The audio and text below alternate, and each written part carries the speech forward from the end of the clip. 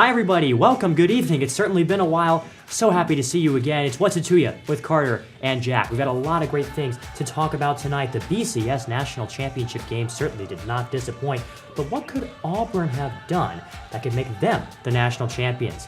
The NFL's Wild Card Weekend certainly lived up to its wild moniker. A lot of surprises there. We'll talk about what jumped out at us most and what could happen later on in the NFL postseason. It's official. Masahiro Tanaka will be playing Major League Baseball next year. But the big question is, who will he be playing for? We'll talk about that. And what's the most racist thing you can find on an American sports team's uniform? The debate of the week is coming up next. Plus, Jack has a parting shot. What's It To Ya starts right now. So light 'em up, light 'em up, light 'em up, I'm on fire. So light 'em up, light 'em up, light 'em up, I'm on fire.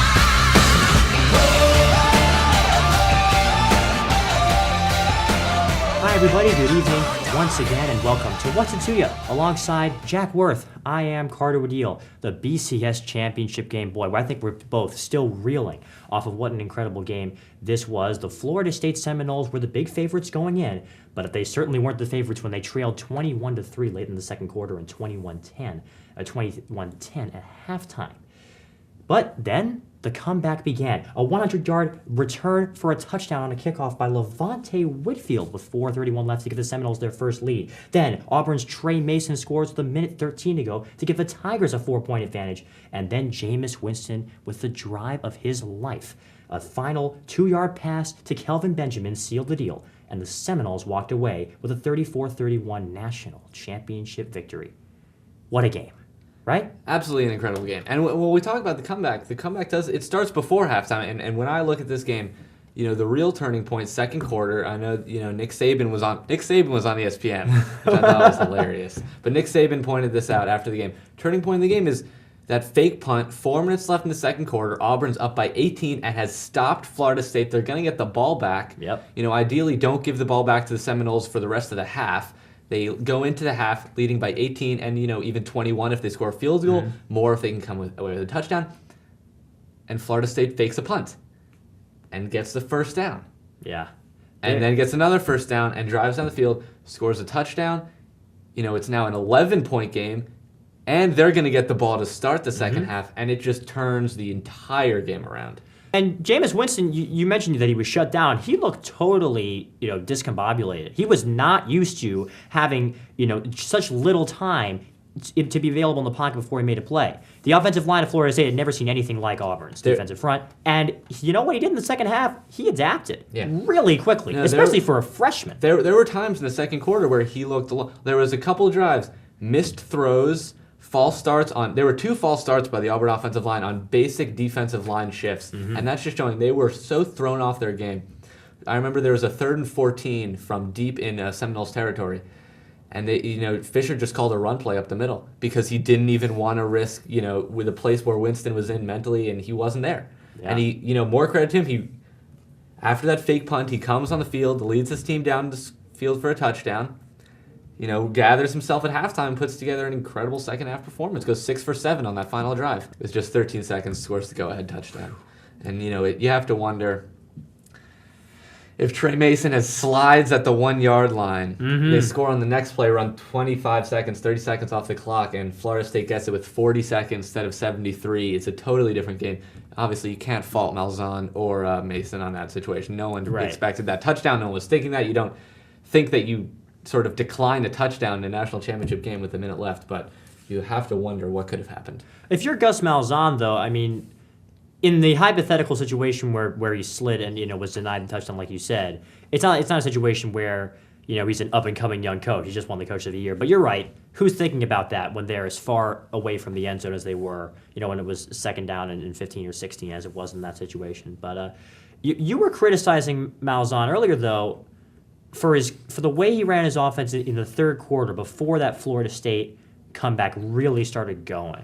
Just a little bit. I think Malzahn, we saw this in the Georgia game a couple weeks ago when Auburn had that big lead, 34-17. Malzahn got really conservative with his play calling. Auburn doesn't score. Georgia comes all the way back, takes the lead, and obviously we all know what follows. But in the third quarter, I'm not saying that Malzahn got super conservative, but it just seemed to me that he was doing a lot of things that Auburn hadn't done in the past couple games that were successful. Like during the Missouri game, that when they accumulated 500 rushing yards, every play was misdirection, every play was an option read. And I just feel like in the third quarter, on a lot of first downs, we saw a lot of Trey Mason up the middle, 2 yards. Trey Mason up the middle, 3 yards. And it got to it was the outside running wasn't there. And I think in Malzahn's head, he's saying, well, Florida State's such an athletic team, we can't even dare run on the outside. So, I mean, I understand that, but I think there were a couple drives, 3 or 4 in a row, where Auburn was faced with punting because it's a team that first down matters so much because they're not prepared for these third and long, forced to pass situations. Right. So 2 3-yard gains on first down, I think at some point Malzahn could have, considered we have to start mixing it up a bit. And in a game like this, the little things certainly matter. It was a great sight to see. In the Pro League, in the NFL, the games were also pretty darn exciting, wouldn't you say? The Colts with a miraculous come-from-behind win over the Chiefs 45-44. The Saints top the Eagles in Philadelphia in the chilly weather. Despite not being in a dome, they still pull out the win. The Chargers shocked the Cincinnati Bengals 27-10. And the Niners topped the Packers at Lambeau 29-20. What's the most surprising thing about this wild card weekend to you, Jack? Well, this was just a spectacular week. I mean, we saw 3 great games, and what was surprising to me is that we did not see a fourth. Andy Dalton facing a lot of criticism all week, but I went to that game. I had picked the Bengals. I said, Andy Dalton is 3rd in the league in touchdowns. As amazing as that is, Andy Dalton has thrown 33 touchdowns. The Bengals are a good team, right? That was what I told myself, and he really played poorly, and I am so not of the belief that when you lose, all the blame goes straight to one player, especially the quarterback, which happens a lot. But in my opinion, Dalton kept his team from winning. The Bengals played poorly. The Bengals played poorly all around. There were mistakes. There was a fumble inside the Chargers' 10 that killed them. That could have put him up by 14. But Andy Dalton threw 2 interceptions that were just really poor plays. And I don't think if you're the Bengals, you reconsider your quarterback situation going forward. I don't think you do that. Yeah. But Andy Dalton really has to be. And I think in this situation, when you're throwing all the blame at the quarterback, I think Andy Dalton deserves it. That's the truth. This is a classic example of how an NFL quarterback can go from hero to zero in no time flat. Because I can remember when the Bengals were all over the Jets, 49-9, and Dalton threw, I believe it was 5 touchdown passes. And we were saying, wow, well, it looks like Andy Dalton is a quarterback that can lead this team to the postseason, that might even lead this team to a Super Bowl. Who knows? And now we're here talking about how Andy Dalton is a guy who kept, like you said, kept his team from winning. That's incredible to me, just how much it can change. Whether he deserves it or not, when you throw like he did, when you play like he did in that game, obviously you're going to shoulder some of the blame. For me, though, I was really surprised that the Saints walked away with a road win in the playoffs. Why? Because it's never happened before. 0-5 all time on the road in the playoffs. And while Drew Brees is a great quarterback, he's a guy that I would certainly love to have on my team if I'm playing in the NFL postseason. The Saints offense as a whole struggled mightily this season when they were out of the dome, when they were out of that loud New Orleans atmosphere. And it was really surprising to me to come out and see the Saints edge the Eagles in Philly when Nick Foles had been doing so well earlier in the year. Well, I know you know this, obviously. Week 6, pre-New York Jets loss, I picked the New Orleans Saints to win the Super Bowl. So whether I thought it would happen or not, I was tied into believing the Saints could win this game. So I'm not going to say it was my biggest surprise. If I had anything before the game to sort of be confident about, is that the knock on Drew Brees that he can't win in cold weather is sort of overdone. Obviously, Brees, a better quarterback at home in the dome than he is playing outside on the road. But when you look at his numbers playing outside, they're actually consistent through all types of weather. You talk about under 30, 40 to 60, 60 to 75, and over 75 degrees when he was playing in San Diego. His numbers outside are, a step down, but across the board are sort of, it doesn't really matter the temperature, which is why when I heard a lot of people saying, oh, the Eagles are going to win because it's cold. Well, I don't know about that. Another, obviously, how can we not? The game of the week, Colts, 45. Yeah, none of us talked about it, but 44. When we don't talk about surprising things, we could say Andrew Luck is surprising, but I think this is just Luck's first step into what we've all known for since he was drafted, that he could be a great quarterback. I watched him win that game, and I wasn't, I saw it, I'm like, all right, Andrew Luck. I wasn't shocked. I was like, okay. I agree. I watched the game, and I said, wow, he's good. And not surprised. I was like, okay. Yeah. Okay, Andrew Luck era starts now. For the next 10 years, Andrew Luck could be the top 3 quarterback in the league. Maybe not next season, but I think that's a big statement. This just showed what Luck can do. But I think the surprise of that game is there's one train of thought where you can say Andrew Luck played a fantastic game, which he did, but the Kansas City Chiefs scored 44 points and lost. And this defense that for the whole regular season we were told was they're going to take them to the Super Bowl. They don't have a great offense, but their defense does the job. The Chiefs scored 44 and lose. Like, what happened there with the defense is what surprised me. So when we talk about surprising things, if you told the Chiefs fan before the game that they were going to score 44, I think they would have been pretty confident. But now I'm going to ask you, the Indianapolis Colts and Andrew Luck, now they're going to be outside the dome. They're going to be playing in New England next week. What road team has the best chance to, go all the way like we've seen in the last couple of years? If I was going to put money on either the Saints or the Colts or the Chargers or the Niners, my money's going to go on San Francisco. Because I feel like this is a team that, the Saints, I still am worried about how they can perform on the road. This Eagles win was a good win for them, but going up against the Seattle Seahawks next round, I don't see New Orleans winning that game. I think that Colin Kaepernick and his offense teamed up with that Niners D makes them a very balanced team and makes them a team that can beat Carolina in the next round. Okay, I like what you said about balance in the 49ers, because that's something that when you look at a lot of these playoff teams is sort of lacking. Panthers have a great defense. Broncos have a great offense. Saints have had games where their offense played great and had games like saw against Philly where their defense has played great. But 49ers really have, I think, when we look at balance. But I still love these New Orleans Saints. And everything is saying the Seahawks are going to win this game. Yep. The Seahawks had a better record. The Seahawks are home where they really don't lose. And you know what? This game's been played before. Earlier in the season, New Orleans went to Seattle and was shellacked 38-7. I'm picking the Saints.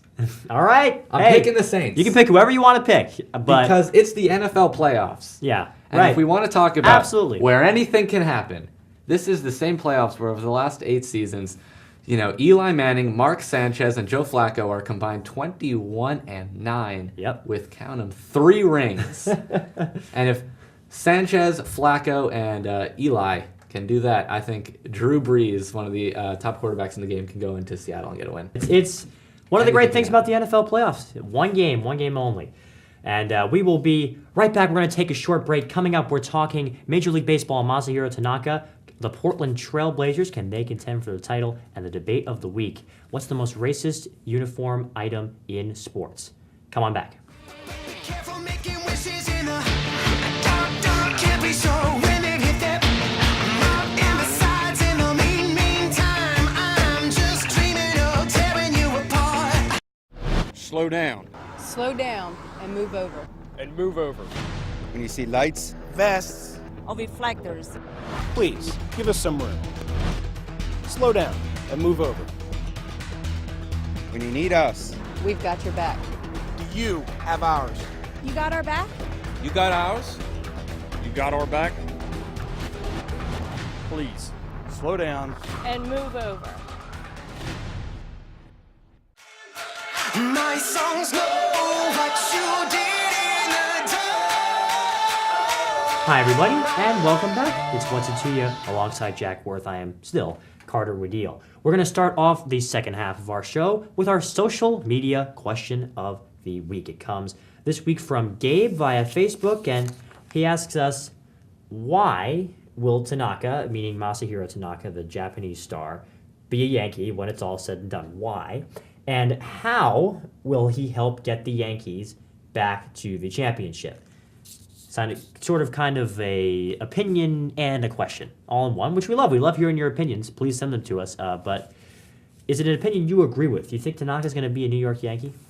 Well, it's hard to. We don't know so much right now what's going on in the negotiation room, how teams are pursuing Tanaka. But what we do know is that the New York Yankees really need this pitcher. Absolutely. And I mean, when we look back 5 years ago, if the Yankees really want someone and they really need him, they're going to get him.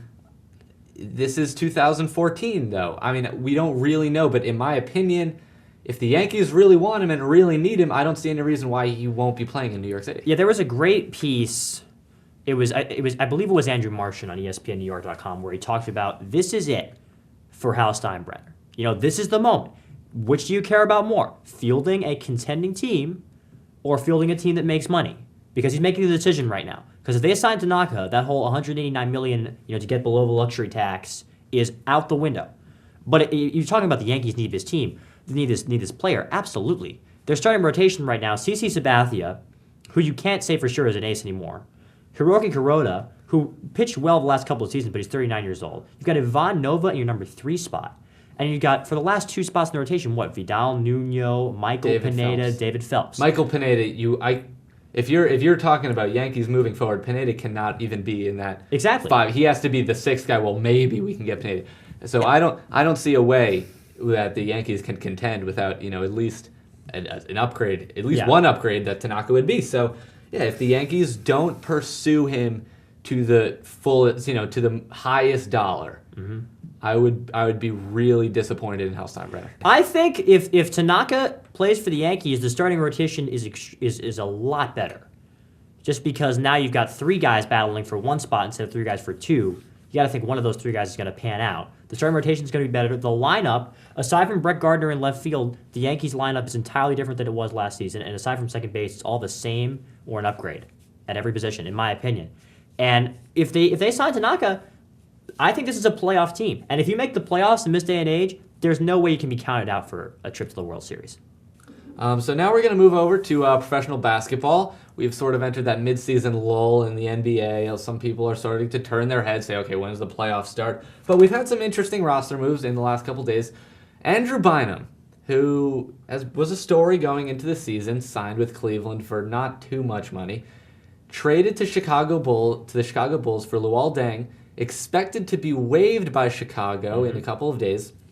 So Chicago is essentially giving away Luol Deng for a couple second-rounders who originally belonged to the Portland Trailblazers and a first-rounder that's top 12 protected, so that first-rounder can never be in the top 12. I like the move for Cleveland. I agree. I think they win this deal. Because they're giving up 2 second-rounders, which Cleveland's goal from this trade is obviously saying that they intend to be a contender. And if you're a contender, those second-round draft picks are not going to change you from struggling and competing for a title. So we can almost sort of throw those out the window. When I talk about a top 12 protected pick for Luol Deng, a 2-time All-Star who's averaging 19 points this season, it's a good move for Cleveland. It makes them a better team. And right now, in a weak Eastern Conference, they're currently sitting just outside the playoffs at 11-22. Yeah, when I saw when I saw the headline, the Bulls trade Deng to Cleveland for Bynum, 3 picks. I think, wow, you got 3 draft picks. That's a great trade. And then I look and I see, well, actually 2 of them are second rounders, and one's a first rounder that this year can't be above the top 12, and for the next 3 years can't be top 10. And then I think, well, what are you getting here? Because in the NBA draft, there's no sure thing, but there's certainly not a sure thing once you go past the top 10 and 12 players. And for the Bulls, this saves them a ton of money. They don't have to pay Deng's contract. They don't have to be in the luxury tax. It's going to save them something around $20 million. And I guess if I'm Chicago and Derrick Rose is hurt again, I'm going to take $20 million in savings and a chance at a late first round pick and a couple of second rounders that can get me a great player. Well, no, I think if you're Chicago, what it's saying is, a week back, Luol Deng rejected a contract extension to stay in Chicago for what would have been 3 more years. I think this is Chicago saying, Deng is not going to be a Bull next year, so let's try to get something in return for him. Does this make Chicago a better team? I don't think anyone can say yes, but this is sort of like Chicago saying, we don't need to be a better team now because maybe we can be a little bit better of a team in 3 years. Can you say tank? I'm not going to say it. Let's turn to a team who's trending in the other direction, the Portland Trailblazers. One of the pleasant surprises in the NBA, currently second place in the Western Conference. A surprise to many, lost a heartbreaker to Philly just a couple of days ago in a surprising home loss. Can Portland continue this miraculous run? Well, it's certainly interesting, looking at Portland because it's not like they went and acquired this big name star or a big name player in the offseason, and now that has been the secret ingredient that's gotten this team to become a great contender. They've just gotten better from last season, and I almost feel like because of that, they're more likely to regress to where they were last year than actually go in and contend, in the upper echelon of the NBA's teams for a title. Absolutely. Because when you look at Portland's top players, Damian Lillard, second-year pro, LaMarcus Aldridge, never advanced past that first round of the playoffs. Nick Batum in the same boat of Aldridge. They're inexperienced. They don't have that pedigree. But it's a team that really has just improved. It's a team that has a great chemistry. And when we look, you say it's such a similar team from last year, and it is. But it shows they completely redid their bench. Mm-hmm. Yeah. Which you can say is not a big deal, but I think it proves how in the NBA it is really about playing as a unit, which they are right now. They're playing a really, really pretty basketball. They're playing motion offense. Of the NBA's top 16 movers, players that are moving around the most on the NBA court, 3 of them play for the Trailblazers, and that's Batum, Aldridge, and Lillard. So I like where this team is going. I think they're a really strong team. They sort of do those little things. Will they compete? I think they're. I don't see them in the finals. Mm-hmm. So are they a contender? Right. I agree. Will they contend? Yes, but will they really? Will they really actually contend? It's like when they list the Heisman candidates and there's the 5th one on the bottom. He's not really a contender. But they're second. They're second in the West. So they've beaten Oklahoma City and Houston and San Antonio. I hope Portland go out and prove me wrong. I would love to see this team contend for a title. A team that plays pretty basketball, like you said, that functions as a unit. This is the type of team that I, personally would really like to see win the NBA championship. But it's something that's going to be decided over the course of the very long season and the very long playoffs. And we'll see if they will keep it up. Right now, let's now move to our debate of the week. We're taking on 2 controversial topics. 2 topics that deal with Native Americans. We're talking about the Cleveland Indians logo, their mascot, Chief Wahoo, who is, as you can see, is not exactly an entirely accurate portrayal of a Native American. And then, of course, the Washington Redskins football team, which Heath Olbermann called the last racist term you can say in your office without getting yourself fired. Which one is worse to you? If you were to say, if only one of these things could be removed, which one would you remove? Well, the Redskins nickname has been the term that's been getting the most publicity. Washington people involved in the organization, people around Washington have been speaking out on both sides for and against the nickname. And when I hear that, it really makes me think, well, let's sort of turn to what, in my opinion, is the bigger social issue that's created by these sports, and that's the Cleveland Indians logo. That's Chief Wahoo, which. When I say that, because I think that when we talk about the portrayal of Native Americans today, I don't think the biggest issue is people calling them Redskins, which is an incredibly ignorant and racist term. Mm-hmm. But I think what needs to be brought to awareness is that they're not these, happy guys with feathers in their hair riding around on horses with, if you look at the Redskins logo, his skin is not actually red. Chief Wahoo's skin is crimson. Okay, it's a caricature, like we've seen in the past with African Americans, 50, 60 years ago. That's just so incorrect. And Native Americans being a demographic that a lot of America today is not aware of. They're not riding around on horses. They're not using bow and arrows to catch their food. So when I see Chief Wahoo, it's sort of, I feel like it's holding Native Americans back 60 years. Yeah, I agree. But the thing about the Redskins name for me is that it's just so difficult to ignore. When I look, Deadspin, which is a site that I read a lot, recently when the controversy erupted, stopped using the word Redskins on the site. They just refer to them as the Skins. And when I look at that, when I read that, I can't read it without thinking, oh yeah, they're not saying Redskins because it's offensive. If the Cleveland Indians wear their alternate jerseys with the C on the hat instead of the caricature, I might be a little relieved that Chief Wahoo's not there. But I'm not saying it's oh boy, they're sidestepping it. I think it's a lot easier to ignore. I think it's less of an offensive thing just because it's not the name of the actual team. That's true. And what you talked about with Cleveland, the third jerseys, the Indians have definitely started to move away from the Wahoo logo. They've started just wearing a C on their caps when they go on the road. Their shirts just say Cleveland. There's a lot of their apparel doesn't have the logo. So we'll see where the Indians go. But I really like what you have to say about the Redskins. You can't avoid it because that is totally true. As long as that's the team's identity right there. That's the name of the team. They're the Washington Redskins. Does calling them the Skins make it better? I think it's one of those things where you're not saying it, but you're still thinking it because you're saying, oh, they're calling them the Skins. Why? Because they don't want to say it because it's offensive. So I think it's something that, along the line, I think they both should eventually be phased out, if not removed from sports. I think, they should be gone today, in my opinion, and in yours, and in most reasonable people's opinion, I do believe. I think when we look at, because there's nothing, I don't think, when we look at a team like the Florida State Seminoles, who the opinion is sort of that they do it a bit more respectfully.